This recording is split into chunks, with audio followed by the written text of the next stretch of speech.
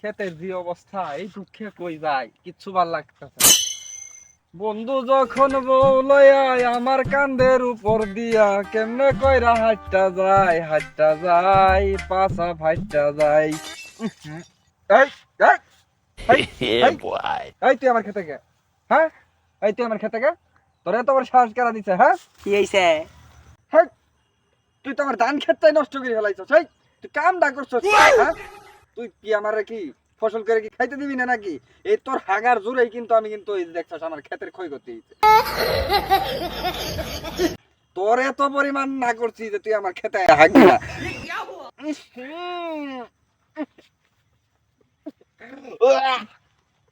ভাই এলা পানি নিয়ে দিবেন কোন তো না ভাই হাগা দিছে ভাই সামলাবেন ভাই এলা ভাই পানি নিয়ে দিবেন আমি আর জুলুম হম না ভাই। ভাই জুলুম হয়ে গেছে বুঝেন না ভাই হাগা জিনিসটা বুঝেন না ভাই খুব কষ্ট হচ্ছে ভাই। এলা হাগি আরাম পাইছে অনেক ক্ষেতটা কত সুন্দর ভাই। ভাই এলা পানি নিয়ে দেন তাহলে ভাই। তা আছে, এমন জিনিস আছে আর পানির দরকার নাই, পুরা জায়গাটাই লুজ করে দিতাছি খারা।